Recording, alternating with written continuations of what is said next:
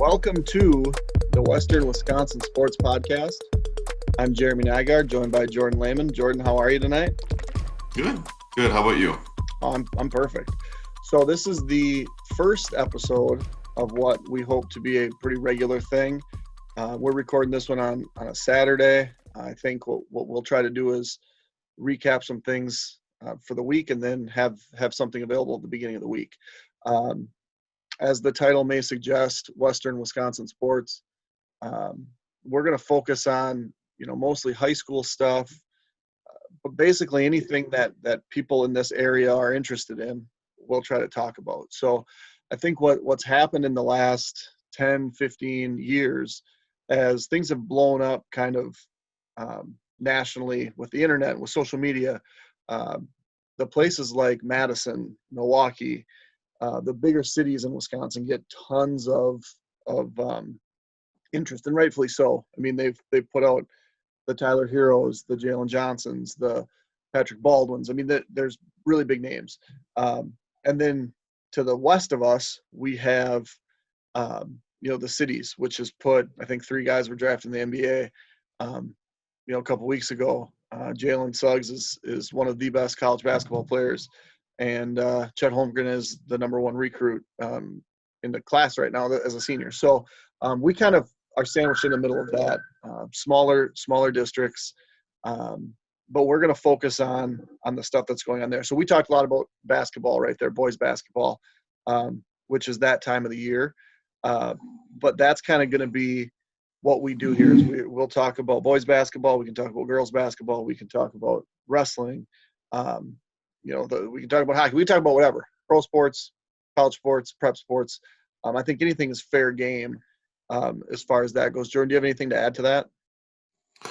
No, I just think, I know from personal experience, there's a lot of people that, are passionate about high school sports, especially in the area. And yeah, I think it'd be fun to just kind of have an open, to continue to have coaches on or even just other people that are as passionate as you and I are about high school sports in the area in Western Wisconsin, Northwest Wisconsin, even Southwest, because there are a lot of notable programs, a lot of notable coaches, and a lot of very notable athletes that deserve the spotlight. They do get it, but deserve maybe a more transparent, an opportunity for them to be a little bit more transparent with themselves, who they are, where they come from. So this could be a very good opportunity for that. Right. So I think, I'd kind of written a few things down. Obviously, as Baldwin Woodville people, we're pretty involved with Blackhawk TV. I mean, it's my thing, so I have to be involved with it. And we've announced, I went through the fall and did basketball. My wife did volleyball. You're joining with did I say basketball? Did football. My wife did volleyball. Mm-hmm. You're doing basketball with me. And so, there's just obviously built-in investment and interest in our school district. So we'll talk about them like any other school in this, but we'll focus on, maybe not necessarily not focus, but talk about all the middle border teams, the Big Rivers, the Heart of the North. We'll go further even into the Clover Belt a little bit. I think, as someone, who we both coached, we take interest in those teams that we see on our sides of the bracket. Whether that's in our division or not, even not necessarily in our division, but teams that are local. So that's kind of where we'll go with things with those conferences and teams in those conferences. Anything is really fair game, like I mentioned before. I did mention Blackhawk TV. This isn't necessarily a Blackhawk TV thing. It's not. But you'll obviously see some Blackhawk TV because it's going to fall under their umbrella. So one of my things is going to fall under my other deals, other interest things. So this isn't a school thing. Blackhawk TV is not a school thing. This is our personal deal that we're gonna do. So I think that's we'll be able to talk about other schools. We'll be more objective about everything. Mm-hmm. Your background, what you've done. You've coached a lot of football. Mm-hmm. You've done some basketball here recently. I've coached a lot of. I coached a lot of basketball, coached a lot of football, coached a lot of middle school stuff. So, I think we'll be able to do that. But like you mentioned, we'll have guests that'll make this more fun. So, to kick things off, the basketball season just started. So, obviously our school, Baldwin Woodville, has not played any boys games. The girls have played a couple. But now that we've played a few games, what's your impression of what's happening in Western Wisconsin with the basketball season? Yeah. I would say, to just start with teams that I've watched, middle border wise, I've watched St. Croix Central, Prescott, Somerset, a little bit of Amory today, Ellsworth, no Osceola yet, and then I've only seen our boys practice a little bit. And I would say, speaking first about Baldwin, kids that I know well, there's a lot of athletes there, a lot of young raw talent. Looking around the conference, there's some tough teams. I think St. Croix Central, as we've talked about before, I think St. Croix Central has a lot of tools this year that, teams that go far have. They've got extremely experienced and extremely talented guards. Seiler is going to be one of the better point guards anybody gets to watch in Western Wisconsin this year. They've got length. Kelson Flynn, Hinsman, for what it's worth. He's a big dude. And then just a ton of other experience. Hackbarth already has a 30-point game, and he's a junior, a guy that was more of a role player last year. I think he started last year. He did start last year, but only a junior. Jackson Pettit already has a 20-point game. And yes, Central, just looking at the box scores, they seem, and watching them live, they seem like a team that is not very concerned with their personal stats or how they do personally. It's more about what's going to fuel this team to be as successful as possible. So when Hack has 33 in a 90-point game against Ellsworth, or Seiler has 9 assists or 8 assists, it's just they have what it takes, I think, to make a deep run. Another team that I've watched, not from the middle border, would be Altoona. You having a relative on that team, I think even in losing Keyshawn, their returning player of the year in that conference, I think Altoona, would they fall to D4 for playoffs? I don't know if playoffs has actually been decided yet because of the teams opting, or I guess teams haven't necessarily opted out, but I don't know that they're ready to finalize things because it's so early. Yeah. My understanding was that they were still in the same division that we were in. They were still in the same section. But it's weird this year because you can't even really plan for things like that. So, right now, I didn't see that catch the final of the Somerset Amory game. I'm assuming Somerset won. It was big time, yeah. Yeah. So Nourishman just started practicing on Monday. I don't believe Osceola's played yet. Amory would be the 5th team to play. Ellsworth, coming off a very successful football season, has played a couple games. You mentioned getting beat by Central. They also beat Elk Mound. And then the other 3 teams in the conference have seemed like they've played a ton already. Central's won 3 games, all pretty handily, including over beating a team from Northwestern that's always been traditionally very strong, as well as wins over Elk Mound and Ellsworth. And then Somerset has played – today would have been their 6th game of the season, right? Yeah. So they're 4-2. And then Prescott, after a season opening loss to Altoona, has looked really good the last couple nights. Beating a Somerset team that I've thought for a couple of years has always been on the rise.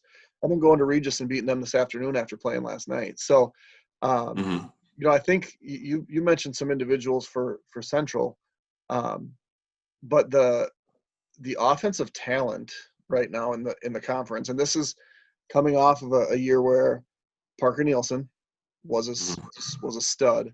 Um, he's now a Division II college basketball player, and Joey Kidder, who was co-player of the year, who just kind of did everything. You take those two guys out of the conference, and you look at some of the best scorers in the conference are going to be guards. And Seiler's one that you mentioned that he's not going to score a ton because there's so much depth around him. Right.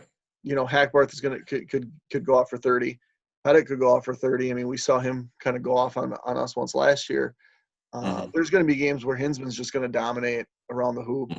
And Kelson Klin is a guy that, might score 4 one game, but might score 24 the next. But with the exception of that team and how deep they are, CJ Campbell at Nourishment is going to, he'll be their point guard, I would assume, 6'6" or 6'7" or whatever he is, and has the ability to go off for, I mean, we could say 30, but there might be games where he puts up 30 in the first half. Melvin Medina Ortiz for Somerset, I think he had 24, 26 last night against Prescott. And then sophomore Jordan Malvlov for Prescott. Really impressive. Yeah, I mean, he had the one game against us last year where I think he had 18. I think it was 6 threes. And then didn't score the next game, and then is basically keeping them in the game against Somerset in the regional final. And now he's got to be the man. And so I've watched all 3 of their games because it's 2020 and the internet's a wonderful thing. But they looked against Altoona like you'd expect a lot of kids that haven't played varsity basketball to look. And they've looked, in my opinion, really, really good the last 2 nights. Like I mentioned, beating Somerset on a Friday night at home, but then getting on the bus and going to Regis and beating a scrappy team in Regis today. And both times, I think it was 81 last night and like 76 tonight. They're getting lots of scoring from a number of dudes. But the top 3 scorers in the conference might be point guards for teams. Right. And I think that's a trend that's not just a Western Wisconsin thing. That's what we're seeing in basketball more. The guys with the ball in their hands are the scorers, but it's kind of a chicken and an egg thing because it's becoming more of a trend now where you find the scorers and you just get the ball in their hands more. They initiate the offense. And you have, LeBron's a point guard at 6'8", 250 pounds. And he can distribute, but when he needs to, he can score. And you're seeing more of that where it's not, okay, because you're the short guy, you're going to play the point guard and dribble the ball up the floor. Where you find your, most natural scorer and just have him become the initiator of the offense. So that to me is kind of the exciting thing of what's going to happen in the middle border this year. The Wisconsin basketball yearbook that Mark Miller does every year, that Wiz Sports pushes, and it's awesome. Projects Prescott to repeat, and has Nourishment at 2 and has Central at 3, and I think they have projected Somerset at 4. And so you're looking at the 4 teams that we mentioned, and I think that's a fair belief to have. Not necessarily that you write things in stone because that's why you play the games, but a lot of that has to do with the 4 point guards that we just talked about. Yeah, I'm very curious to see how teams match up, especially in that top 4. For example, like Jordan Malmlov, who's gonna, like, when they play in Richmond or when they play Central, is he gonna be like, is it gonna be box and one? Is it gonna be complete deny? Like, he's the one, or at least he kind of played the one last night against Somerset, and Somerset did give pressure, but like, that's the thing with Centrals. They have the athleticism to literally always have a guy in the court that can go full deny. Yep. The whole time. And So seeing them match up, New Richmond, seeing who can guard CJ effectively. I think Central might have a couple dudes there. I think Baldwin has a dude in Keegan that when it comes to just pure athleticism, Keegan Offsey, I do not see anybody he runs into this year being necessarily more athletic than he is or quicker. Um, yeah. Yeah, Keegan offers a unique blend of size, speed, and athleticism. Yeah. And Somerset, I think they can. I mean, they're a team that should fully expect to hang with everybody. Like they have so many unique pieces. Like Jackson Cook, unique player, high energy. You like can do a lot of different things. Um, like you mentioned, their Ortiz, their guard, like he's a dynamic dude. And they've got a ton of experience as well. That's one thing that I think Central and Somerset will be able to kind of hang their hats on at times. And I know me and you watching the Prescott game last night talked about like these dudes from Prescott. They and like you said when they played Altoona, like they don't have the reps. Like Right. it's a close game late. And that's what made it more impressive last night was that a lot of dudes made good choices under full pressure in a 3-point game down the stretch, you know? Yeah, the thing with Prescott, and I mean, I wasn't watching it I was watching on my phone when we were doing some other stuff today. But they had other guys that are like, oh yeah, they're varsity basketball players, and I think that's you see guys on JV, um, and you project on and say, well, last year Aiden Russell was a really good JV player for them, um, and he's started. Walker Lentz hasn't played the last 2 games. But they had other guys. The Seaford kid, who's a junior, made a whole bunch of free throws down the stretch today. Um, and they had, I think, Roll is another junior. He contributes, in different facets of the game. They have a number of guys that are just making plays now that they didn't in game one. But when you talked about Somerset, let's go back to that because they've been a good team. I mean, they pushed Prescott to the brink at their place last year. We had pretty good seats for that one in a packed place, and then a week later, the whole world's kind of shut down. But the only dudes they lost were Ty Madden, who's not just you lose a guy. He was nearly a 20-point scorer. Could make offense, and Mason Cook, who was a very tough interior player who didn't score a ton but got a lot of boards. But they still have Ortiz. Krybeck is not done, I don't think, to this point, what a lot of people anticipated he would do as a shooter, at least in the games that we've seen, but he's an all-conference type player. You mentioned Jackson Cook and his energy, and he's maybe the kid that you could look at and say, yeah, there's a size, speed, athletic combo similar to Keegan. And he takes charges and he gets in people's heads. And then, in addition to that, they had other guys that played last year in Tate Pitcher, Tyson Wink. But how about last night? They bring a 6'4" freshman off the bench. Yeah. Like that changes some things. Absolutely.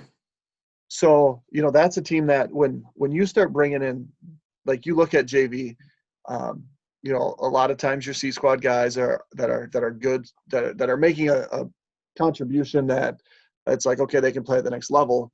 You try to get them some exposure to that level. So you have a pretty good idea of what guys are going to be coming up.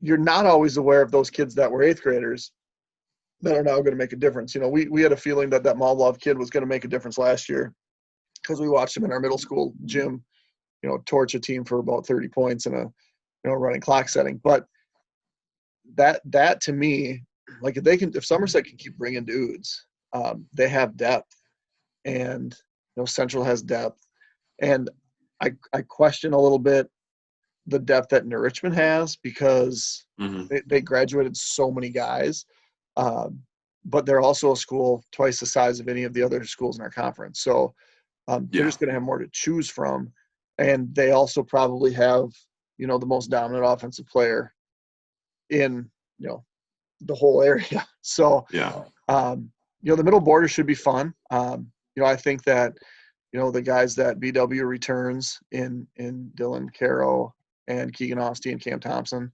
they're all legitimate varsity players. There's just going to have to be more guys that step up, and I don't know who they are. Obviously we haven't been in the practice.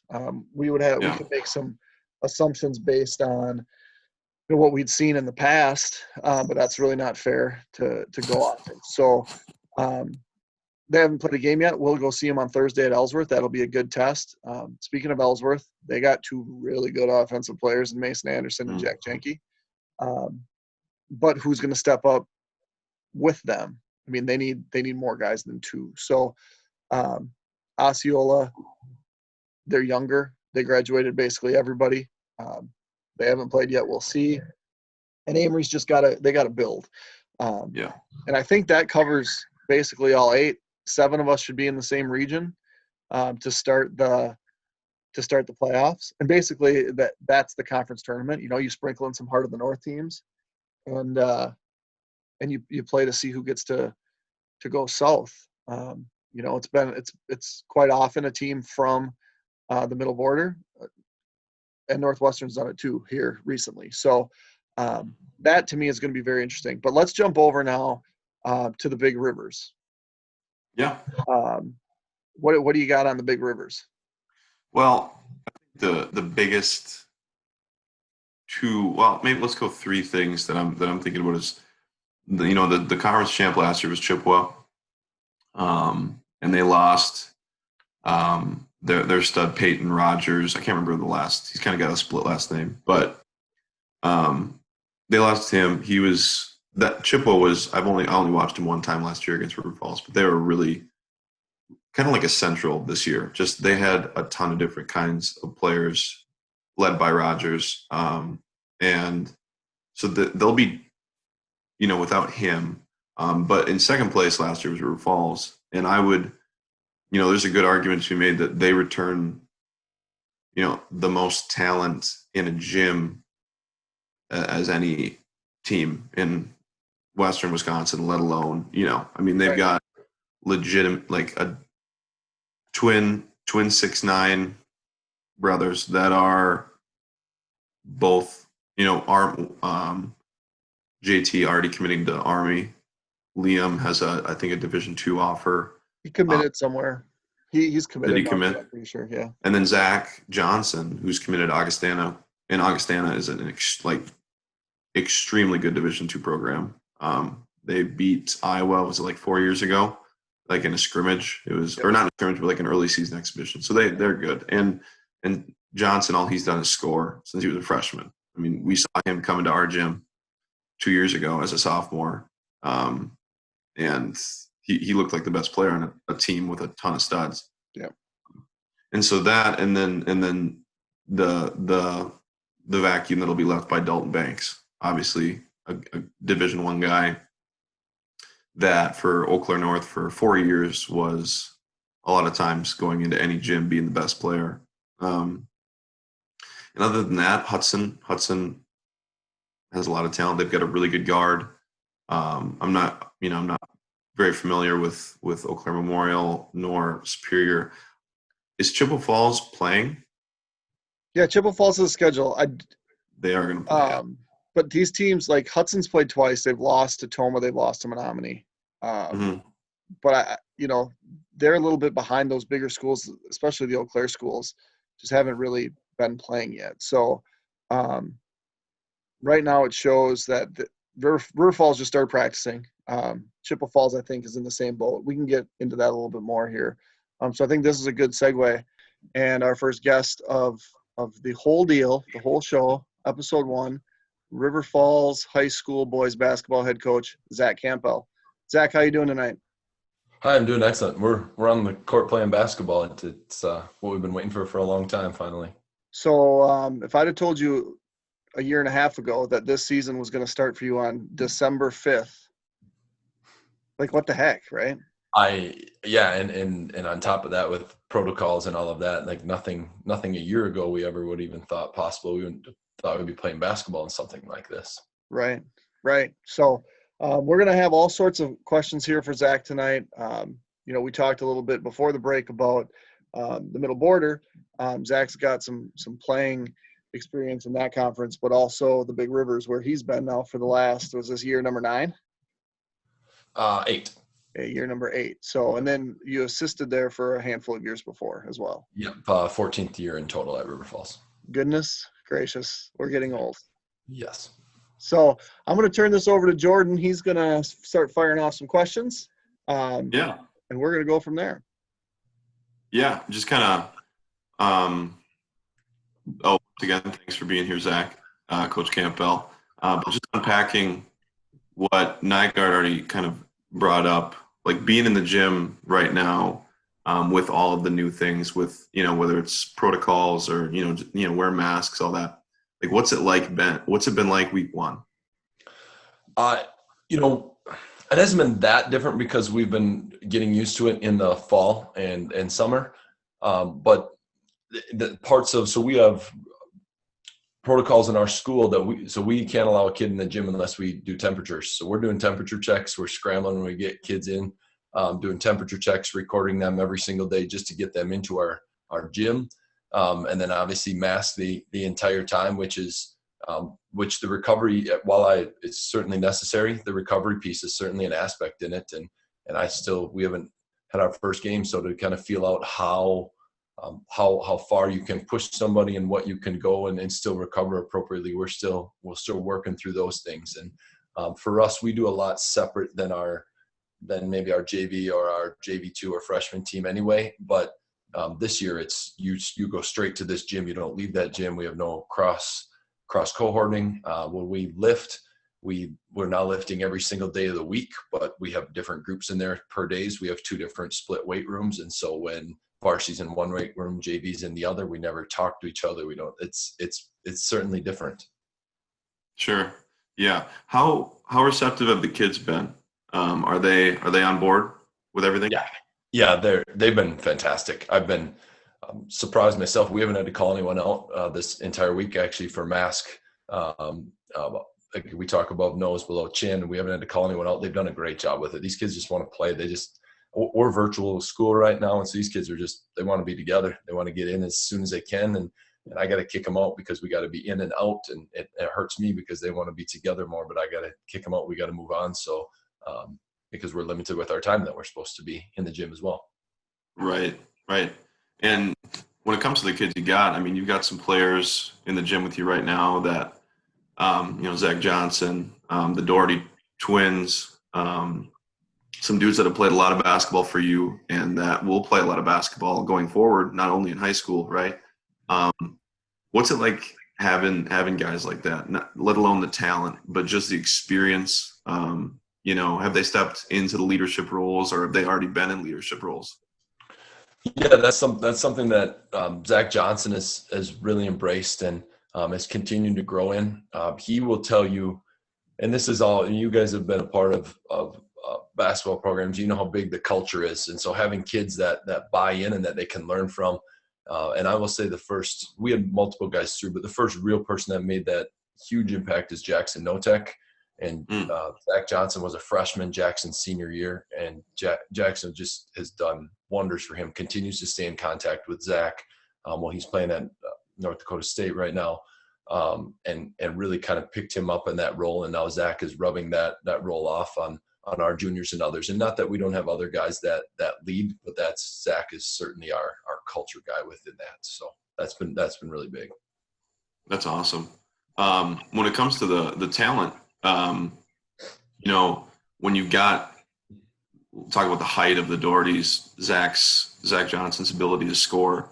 What challenges does that present to you as a coach? And then also how much fun is it as a coach to just kind of sometimes be able to sit back and watch? I'll admit I've been really, really spoiled, and that I think how enjoyable is going to hit me next year when we just don't have people that can protect the rim all the time.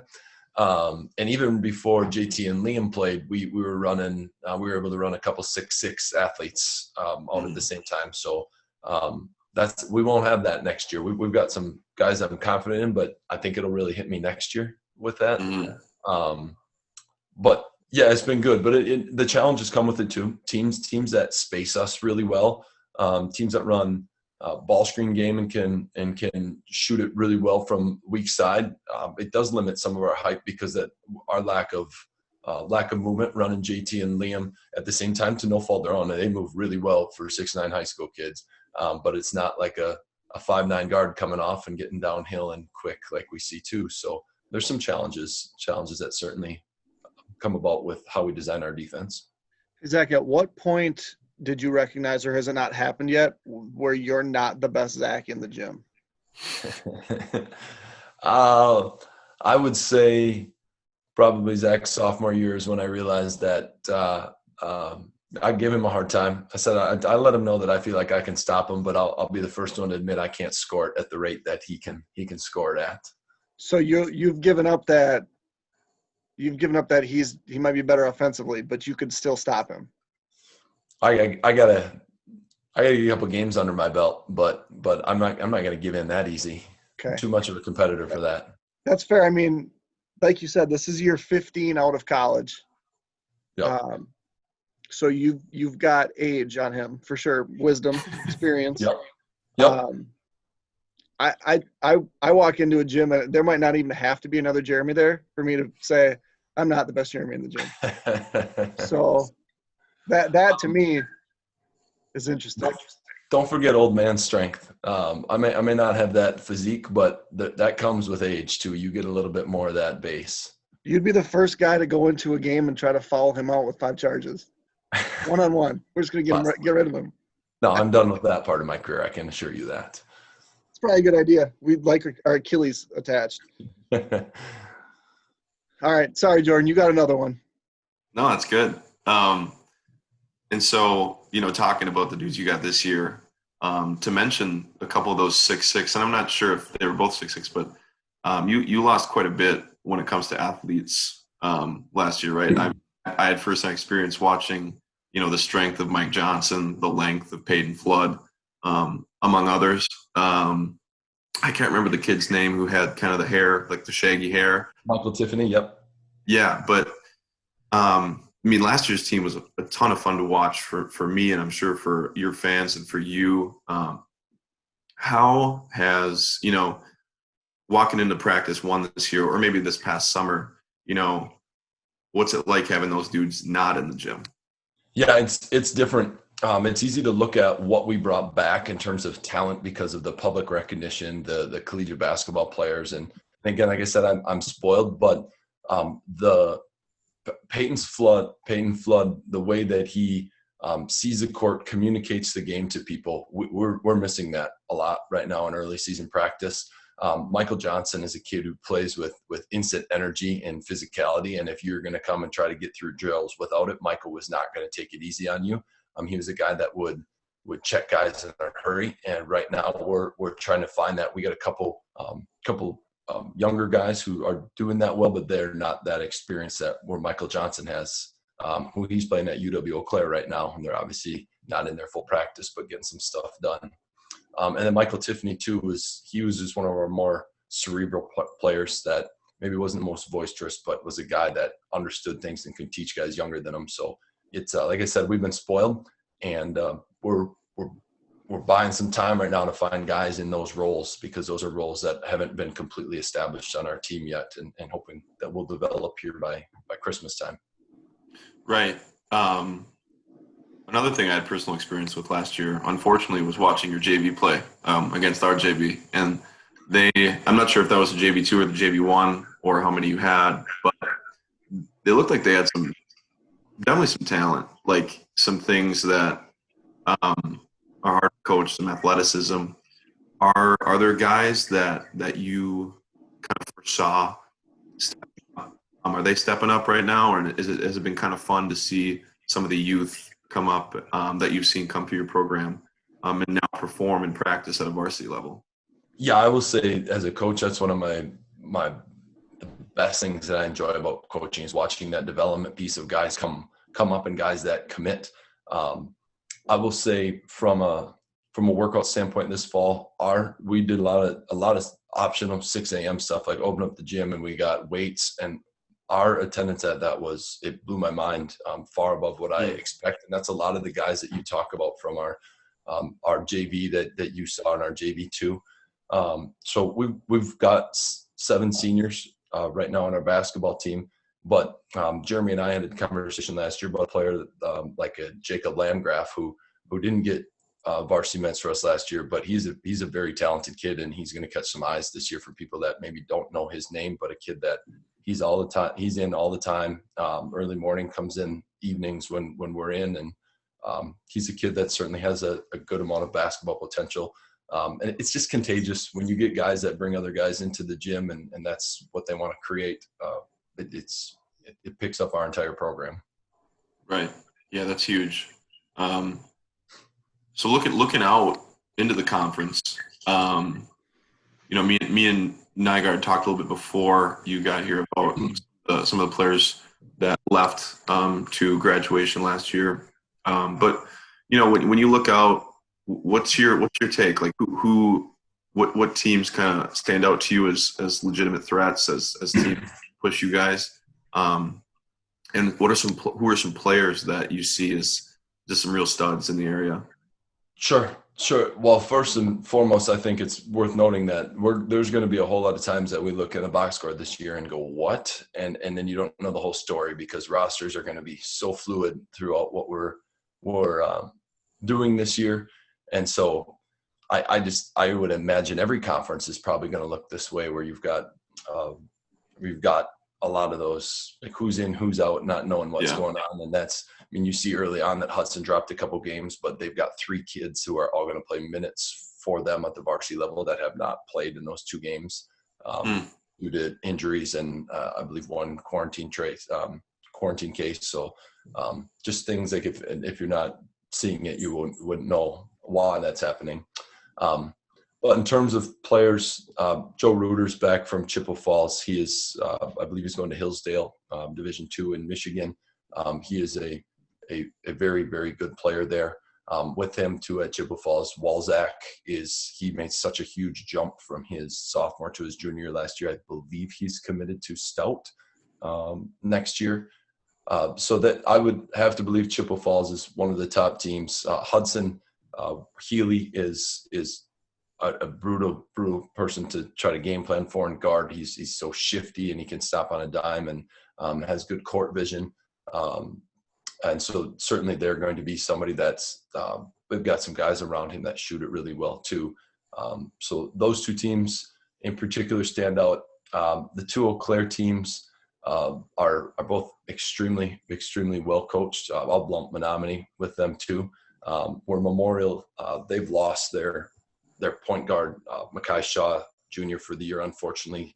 But he's a guy who was going to make a big impact for them.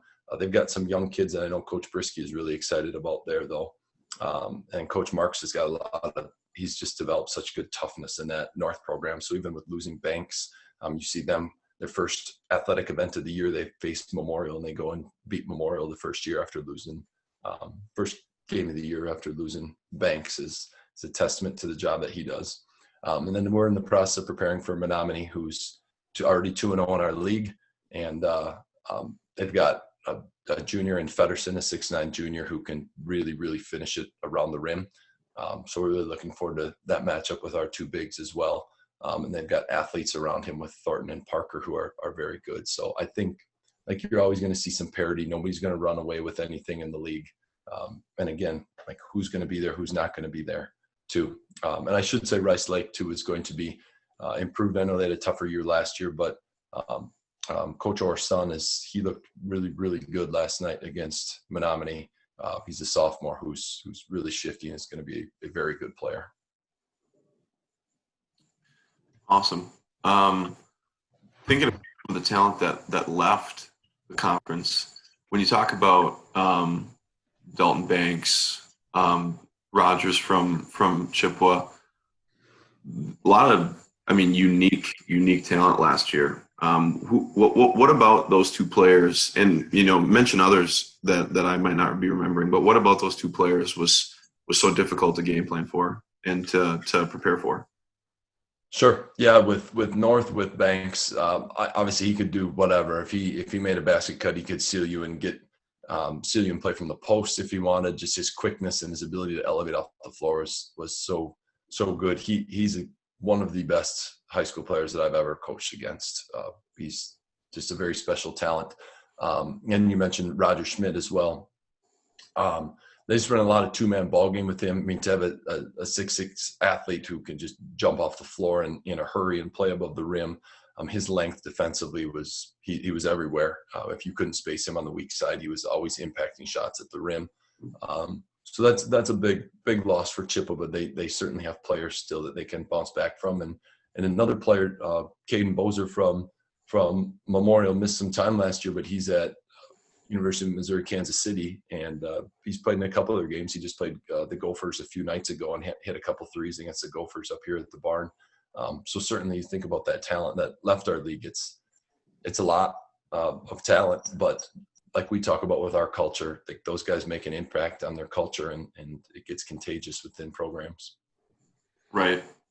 You mentioned Jackson Notek earlier.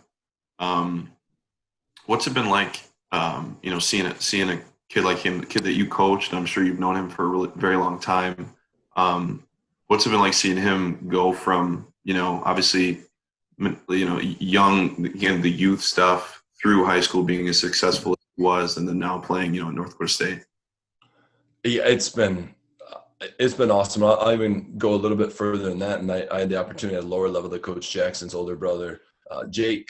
And we talk about like memories as a coach. Jake is somebody who I started working with, I think, his sophomore year in high school, and just grow close with him and get that experience. And I had the opportunity a couple years ago to attend his wedding. And those are the awesome things as a coach, that you just become close enough with kids and families and have that experience. But yeah, Jackson, having that connect, we text quite a bit back and forth. I try to pick his mind. Like they're playing Creighton, try to pick his mind on some game planning with, because I really like the action that Coach McDermott runs at Creighton with some ball screen stuff. And so just trying to pick his mind on what their game plan is for that. That's enjoyable.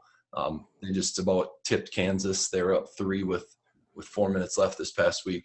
North Dakota State was at Fog Island Fieldhouse, and just talking to Jax after the game, and just kind of crushed from all that. So being able to be a part of that, even though I'm from far, has been awesome. And to hear his experience. I had the opportunity when they played Duke in the first round a couple years ago to go down to South Carolina and watch him play down there, watch him compete against Duke. Like those are just things that I'll never forget the rest of my life. And thankful to have guys like that came through our program that I get to selfishly steal some experience off of. Right. One thing that Jordan's really into, so I don't know if you had more things queued up, Layman, but one thing that Jordan's into more than maybe anybody that I know is history, like trivial history. And so I'm sure he's got some things, because the time that he got really into Baldwin Woodville basketball just happened to be the fall of 2002. So he doesn't remember me playing at all, but he remembers everything about your senior year. So I'm guessing Jordan's got some history type questions that he'd like to run by you. Yeah.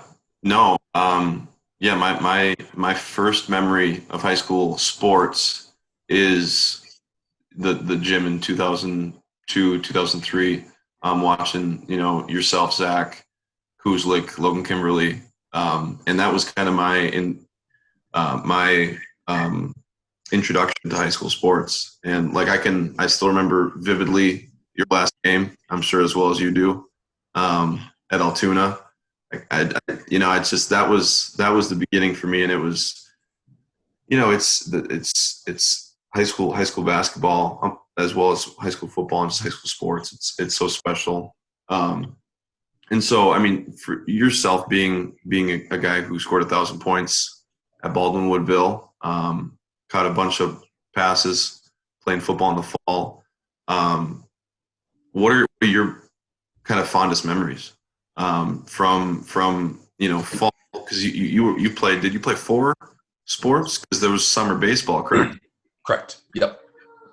Right. So we'll start with football. Nygaard just sent me all the records that you still have there, with receptions, just stuff where it's pretty special. What are your fond memories from that experience at Baldwin? Sure. Well, a lot. I could say the biggest thing that sticks out to me was I keep using the word culture, but I didn't even know what culture was when I was younger. I just wanted to play sports. I just wanted to be a part of things. And I was fortunate enough to grow up in a class with classes around us that had guys that wanted to do the same. The amount of times I jumped on my bike and would make the quick jaunt across town in Baldwin to play a game at some park, or the amount of stickball games we hosted in our backyard, or the amount of times that my dad would come home from a long day of work and just throw passes to me, and we just run routes. And I grew up on a driveway that had a steep, short hill, like you can't shoot hoops on it. So the amount of times I took my hoop and wheeled it down to the road so my buddies and I could play a game on the road, and then a car would come, so we'd have to stop. I think back to that, and it goes far beyond just the high school things. Like, absolutely, that Altoona game is going to stick with me.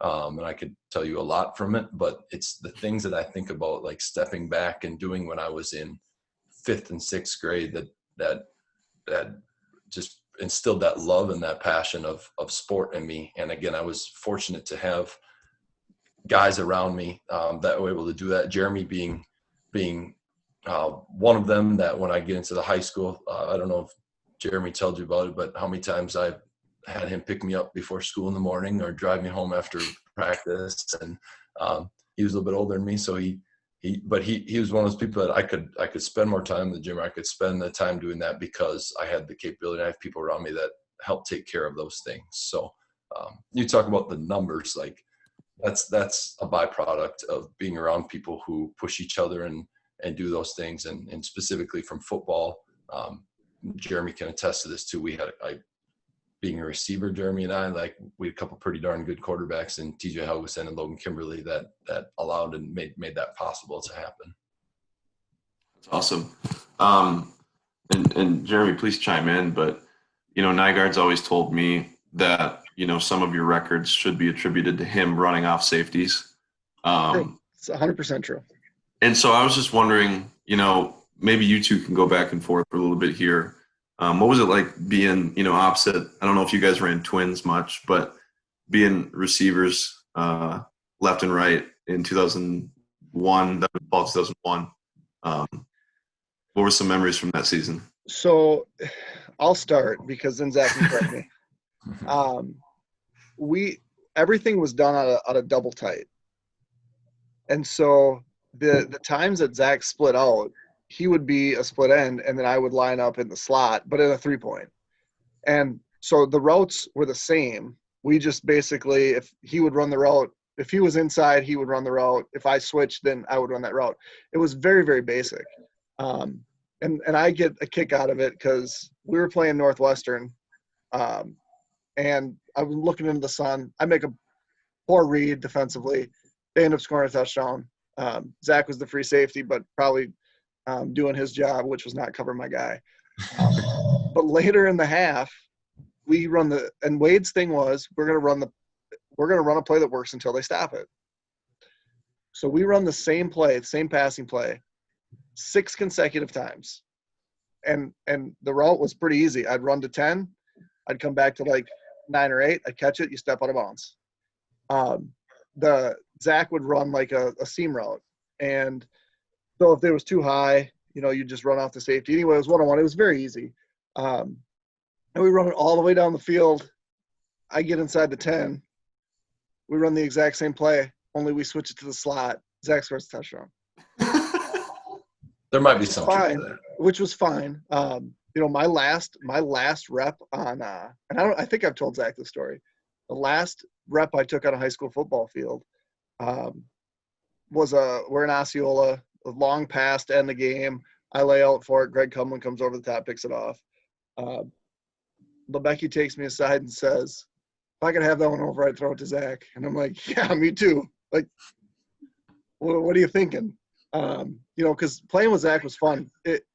Watching him go up and get a ball, like you see people do it on TV, and you're like, God, how do you time that? How do you go get it at the highest point? How do you do these things? And there's pictures in the paper where Zach's catching balls like over people, through people, around people. There's one where his head's on a guy's helmet and he's pulling the ball up from like the guy's belly button. So I say a lot of these things, kind of in jest, because he was going to catch it whether the safety was there or not. I just ran down the field and was the first one to high-five him after he scored. But I told him he loved basketball. I knew we both preferred the sport of basketball. But I told him as a high schooler, like, we watched Bill McCaffrey or Ed McCaffrey, which was the McCaffrey that we watched. Ed, yep. I'm like, that's you. Like, there's no difference between you and Ed McCaffrey. Maybe there is now, because I don't know if Finn's going to be Christian McCaffrey. But that, like, I'm not just, like, blowing smoke. If you would have decided to play high-level college football, you could have definitely played high-level college football. I don't know. Like you said, my love is basketball, but again, being around the right people with the football side of thing, and Jeremy those are all flattering things to say, but I was blessed with a lot of God-given talent, and then I was blessed with some parents who advocated and put time into me, so that those were and then people around me that, like Jeremy, who gave me the opportunity, obviously. And you're 6'5". Yep. Thanks, Mom. So here's some other things. Like, we talk about the record Zach has in football. You had 2 straight years of catching 72 passes, right? I believe so. Yeah. Yeah. So that's a lot of passes for a team that didn't throw the ball a ton. Broke 1,000 points, one of 6 guys in our school to do that. But how many people know how many years you go to state track for the triple jump? 3 years. 3 years. How many years you go to state for baseball? My junior year, we made the state tournament. Yep. And so, like, 4 sports isn't even something people do anymore. You can't. But, like, it was fun to watch. Like, I was a fan because it was just fun to watch. Like, I don't know that I missed one game your senior year. You guys went to Somerset and beat them. I think that was a game you sprained your ankle. Did that happen? Is that a real memory? Hoops. In basketball. Yeah, that actually sprained ankle happened on the River Falls court where I'm now coaching and working, and came back that summer, that game. Yep. Yeah. So I mean, that, like, just the things that, and people, like, even the kids that you coach, like, it's been long enough now where there's so much credibility when you turn on the TV and you see Steve Nash getting a head coaching job. Like, we saw Steve Nash as a player, and everybody knows that Steve Nash was a phenomenal player, and there's just credibility. And it's hard, even with a guy like yourself, 4 sports. Like, you can tell kids to do things. They don't want you to play. Like, yeah, I scored 1,000 points. Yeah, I started at St. Cloud for 3 years. Yeah, I caught 145 passes, but they're like, who are you? And that's different, because I feel like 20 years ago, we knew who all the people were, because that's just what we did. And today's day and age, it's just so much different. Yep. In my opinion. I don't know. Maybe your guys are all junkies. Yeah. And you're right, like that. I mean, there's not a whole lot of you and I on the internet right now, and that's where our guys are getting all their information and their film from that. So I'm working on changing that. I'm working on getting all of your stuff on the internet. It's got to get it. It might be black and white by that point. Yeah, it's not great. It's not in great shape. It's really not. No, but we try to. You're right. Like that culture that I would say that I had in Baldwin is just not evident in youth now. But what we try to do is create that culture in our gym, because the kids want to be in the gym, and it's almost like, well, if I can't be in the gym, how am I supposed to work on basketball? But when we get them in there, we try to create those small cultures of guys who are just trusting each other, and like, hey, this is what we do. This is the time we do this. We get together. And so trying to simulate that within the gym. If you know, Jordan, where like the orthodontics office is now, across from the windmill, kind of. Mm-hmm. So back in the day, that Zach lived behind that building. And so there was like a little kind of a cutout house deal. Yep. Like, Underground house. yeah, it was weird. And how many games do you think were played of get the wiffle ball or tennis ball or whatever, and we used to, I mean, we play at my parents' house. Like, these games just happened. You drive around town and that's just how it was, and it's not anymore. And it's if parents aren't involved, Yep. like, it becomes, it's different. And it was fun back then, and times have obviously changed, but that's the type of thing where we knew each other because we played together. Now it's like, everybody because of what they post on Instagram. And Jordan talked about a little bit of that, like talk about memories or how you get there. But it's weird. I can't tell you what I ate for supper last night, but I can tell you, I can probably ring off about 8 straight phone numbers, landline, by the way, not cell phones, landline phone numbers of guys that I grew up with, that it was just a quick call and say, hey, stickball game in half an hour. And you knew they'd be there. Because that's just what we did. Yep. Different times. All right, Jordan, you got anything else from the history you want to ask? If there's any teams that he played on, how they would do against current teams? Because I feel like that's a question that we quite often ask each other.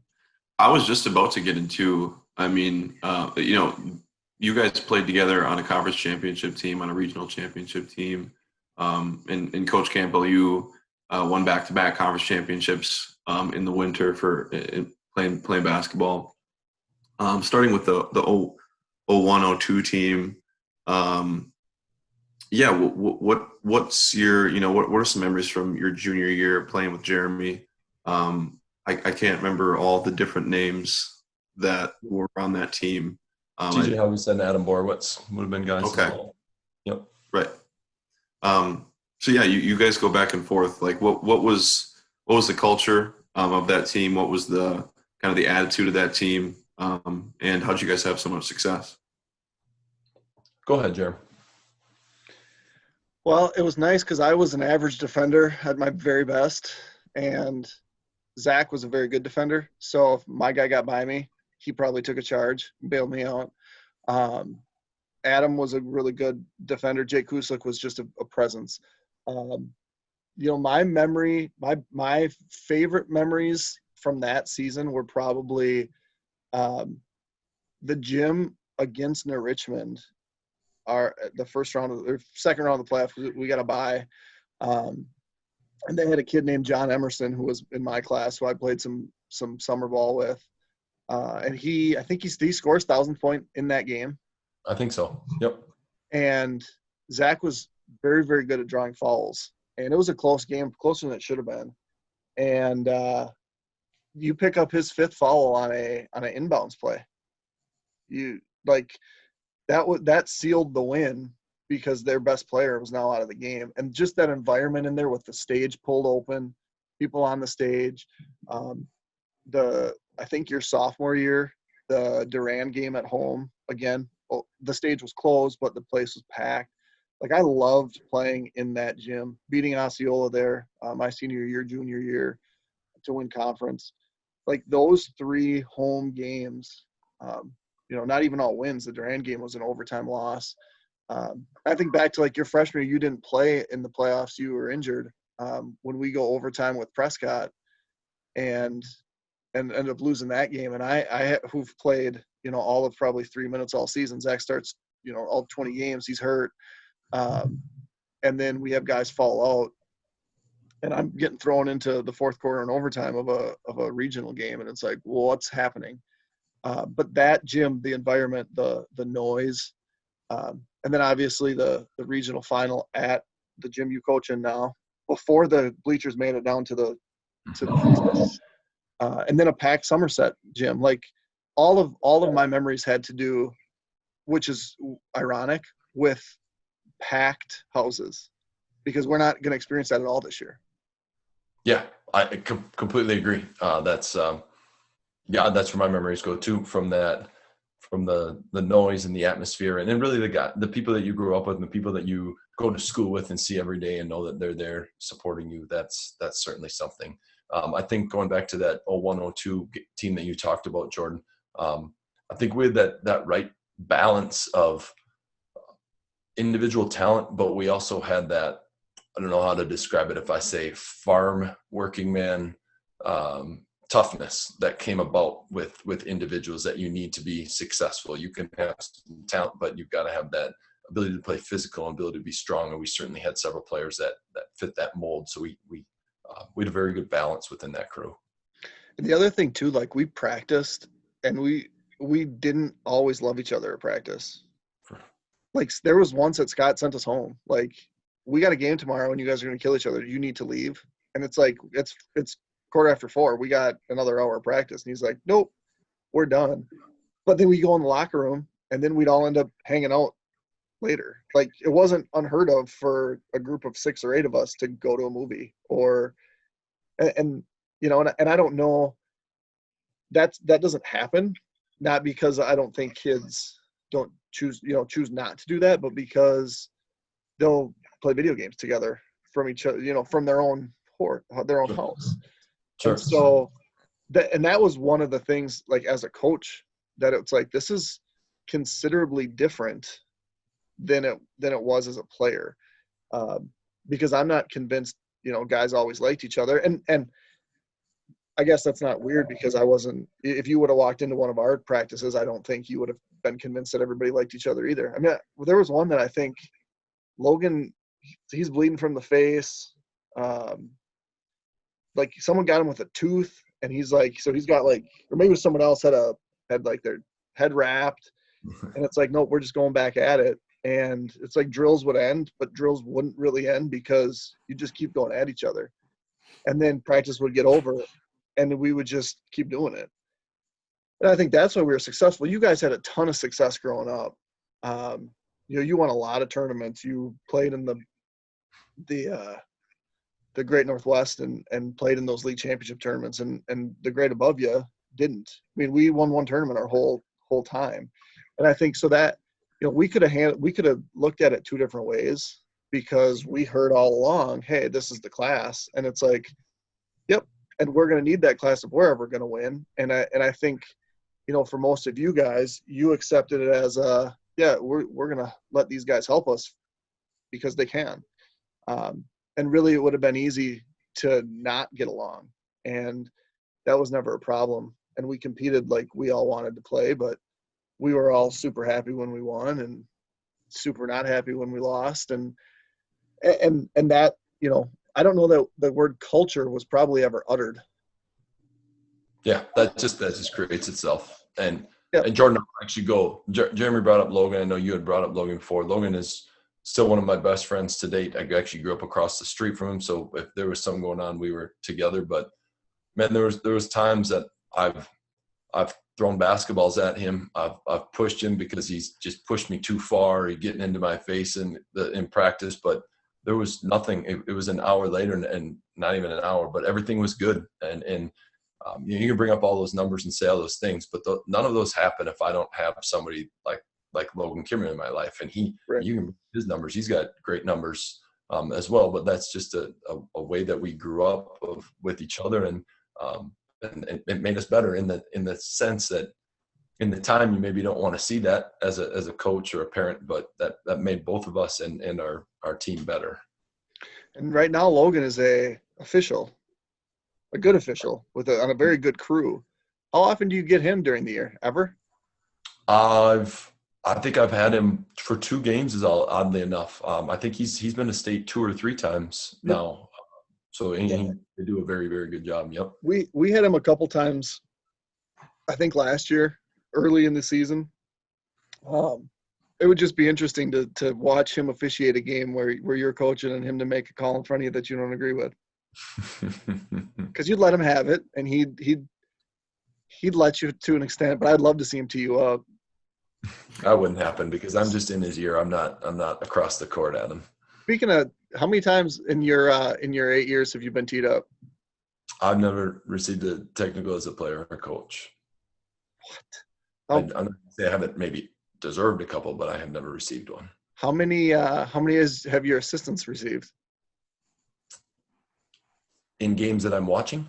No, or in games you're watching, or as you're coaching, they get next to you.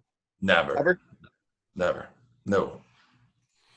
I can't. Speaking of which, if you're going to open the door for me for assistance, I'm going to steal this airtime and say that I've been so lucky having Chris Harmon. I know, Jeremy, you know who he is. And then when he was unable to coach anymore, and then I fall into having Zach Turpin as my assistant. Like, there's something to note there that, and we talk about this culture and this and that, but man, yeah, it's important to us. But if I don't have those guys, that we can't accomplish the things that we do. Derek Hackle and Josh Basie, I can't. How many? Derek Hackle's our JV2 coach, and you maybe have never heard that name, but the amount of texts he sent me today has everything ready to go for our jerseys and everything laid out. The things that, like, I haven't had to touch any of that, so it's not like, hey, I've got really, really good people who are lifting us up to make this program the way it is too. So assistants are a big part in that. Yeah, I was kind of bummed out when you told me that Turp was going to coach with you, because the day that I heard he wasn't coaching at Central anymore, I made a phone call to our superintendent. I'm like, do we need a math teacher? Let's hire a math teacher. But that never happened. So he was the head coach at Central. Now he's with you. Super, super good dude. And yeah, when you have assistants that make the head coaching job easier, it makes the job a whole lot easier. A job that's not always super easy. So about an hour ago, I got a huddle notification that Coach Turpin had created from all four of Menominees who we play on Tuesday game so far. He created a game, all their game clips of every baseline out of bounds, sideline out of bounds. Something I didn't do today, but something that's completely at my disposal and the kids' disposal. Like, it's just having guys like that make all of this so much easier. Absolutely. Jordan, you got anything else before we sign off? Just, Zach, was Jeremy as good at one-on-one basketball as he says he was? I'll say this, and I truly mean this. If you had to say, is Jeremy better a one-on-one player, a 5-on-5 player, I'd say I would rather play him 5-on-5. I don't want to play him one-on-one because he had that shiftiness, quickness, craftiness to his game. So I'll voucher him there. That one-on-one would be his strength in that. Until people realize I can't shoot. I get to the rack, though, especially when there's only one other guy. See? What'd you expect him to say, Jordan? I don't know. No, that's all I got. Thank you so much, Coach Campbell. Hey, this is awesome you guys are doing this. I'm looking forward to listening to these and making this a part of my routine during my week. Absolutely. Well, thank you again. We'll have you on more than just once. So now we just got to figure out how to make it all work nicely on the other side, and I'll send the link out. We'll go from there. So this is Jeremy Naggard, joined by Jordan Lehman and Coach Zach Campbell. We're going to sign off of episode 1, and we'll be back next week. Everybody have a good night. We'll see you soon.